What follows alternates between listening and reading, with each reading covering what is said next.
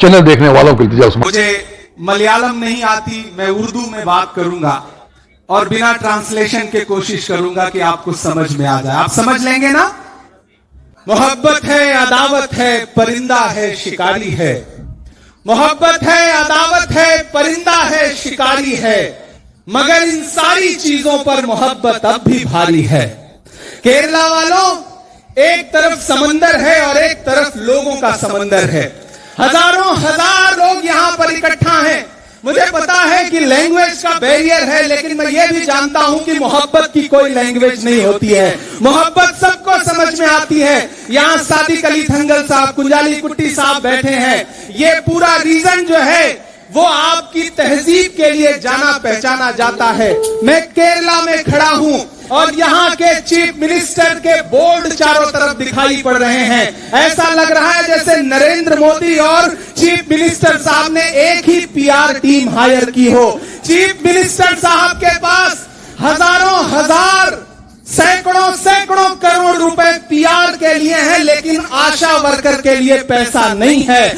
जिस तरह से नरेंद्र मोदी ने ट्रंप के सामने झुका दिया है खुद को, उसी तरह से पिनरई विजयन जी ने नरेंद्र मोदी के सामने खुद को झुका दिया है।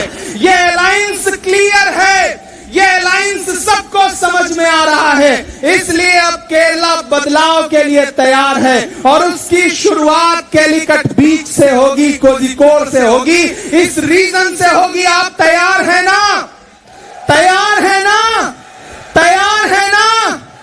हमारे नेता राहुल गांधी जी ने केरला से एक अलग तरह से मोहब्बत की है। प्रियंका गांधी जी को यहाँ की मिट्टी से प्यार है। सोनिया गांधी जी को केरला से प्यार है। मल्लिकार्जुन खड़गे जी को केरला से प्यार है। मैं आप सबसे गुजारिश करता हूँ, जिस तरह से दिल्ली में देश की पार्लियामेंट में खड़े होकर के राहुल गांधी जी नरेंद्र मोदी की आंख से आंख मिला करके सवाल पूछते हैं, मैं चाहता हूं केरला शुरुआत करे राहुल गांधी जी का उसी तरह से साथ देने के लिए। आप 2026 में केरला में यूडीएफ की सरकार बनाइए। आने वाले दिनों में यहां से शुरुआत होगी तो 2029 में दिल्ली की गद्दी पर राहुल गांधी प्राइम मिनिस्टर बन के बैठेंगे। ये भरोसा आपको दिलाते हैं दोस्तों। मैं मेंबर ऑफ पार्लियामेंट भी हूं, लेकिन शायर भी हूं, पोएट भी हूं।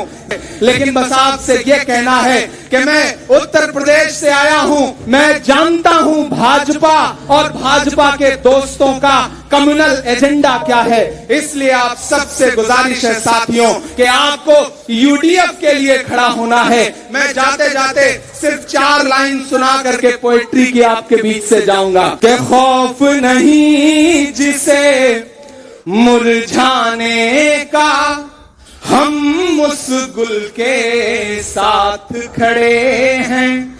खौफ नहीं जिसे मुरझाने का, हम उस गुल के साथ खड़े हैं। कैसा भी दौर आए लेकिन हम राहुल के साथ खड़े हैं।